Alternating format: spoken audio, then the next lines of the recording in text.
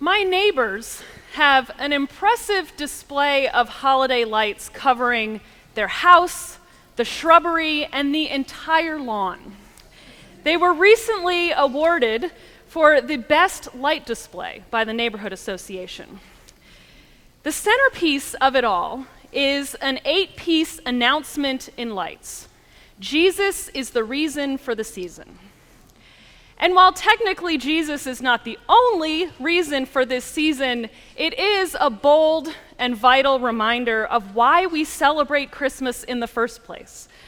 It is not just about Santa and reindeer, trees and sweets. It is the celebration of the birth of Jesus, the story that we tell each year in this pageant service. In this gathering, we ask always not, is this story true, but rather, what is true about this story?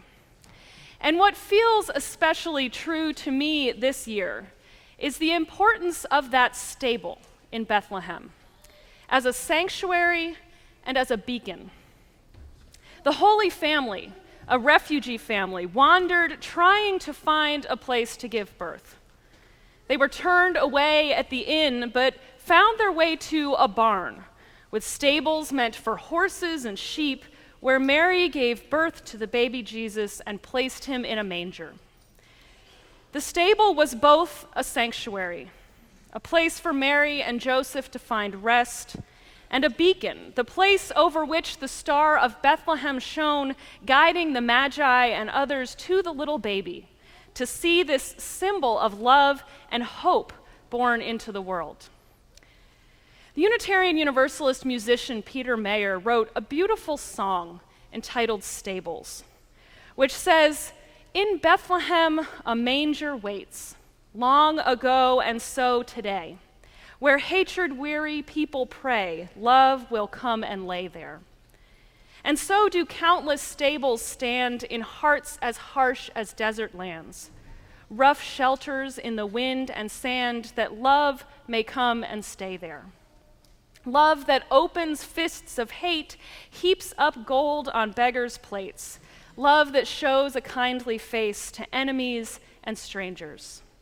So may the lamps of stables glow brightly, that their light may go for miles in the darkness, so love will find its way there." When I hear the story of the first Christmas and the words of this beautiful song, their truth becomes clear to me. It has never been more important for you and I and for this church to be both sanctuaries and beacons. Our hearts are sanctuaries for the deepest parts of ourselves, for others' vulnerabilities, and for the holy.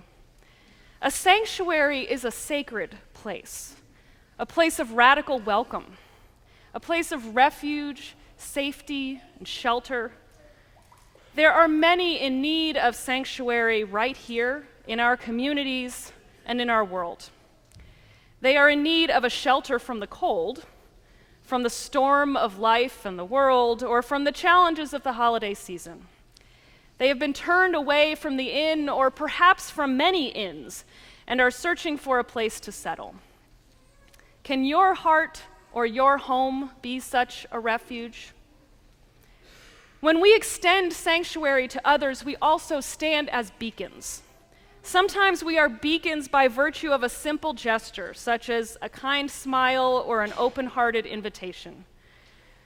One gesture that many have adopted in recent weeks, which has taken on an even deeper meaning for me in this Christmas season as I reflect on the stable, is the practice of wearing a safety pin to show others, you who are hatred-weary, you are welcome here with me.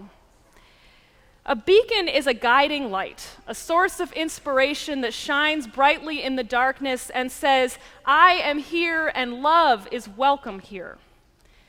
Last week, when we welcomed new members into this congregation, one of the promises that we made to them was that we would hold our lamp high to light them on their way. We can and we must do this for each other, because when we do, something important and special is born. The story of the first Christmas over 2,000 years ago tells us that the beacon of light from the stable allowed Mary and Joseph to find their way there and for love to be born anew in the form of a little baby named Jesus. This church is a beacon of light because of your presence and because of how you take your Unitarian Universalism out into the community. When we come together as a church, here in the stable or out in the desert, we must keep shining our light and being a beacon of progressive religion. We gather here, hatred-weary people, praying that love will come. We gather with our neighbors, those marginalized in our society because of race, gender, class, or religion, and we pray that love will come there. And it does because we make it so. With our light glowing brightly through the darkness, we both radiate and attract love. Jesus' birth in the stable represents a love that, as the song says, opens fists of hate, heaps up gold on beggars' plates. Love that shows a kindly face to enemies and strangers. And this is the reason for the season, and what is true to me about the story of Christmas. And we, too, can be part of this story. In this holiday season, may you hold your lamp high. Be a beacon and a sanctuary for what might come to stay. And be ready to rejoice. We will keep singing, O come, Emmanuel, as we have throughout this season of Advent, until we find that God has come to stay in and around us, even in the harshest, roughest, lowliest places, like a stable. May it be so, and amen.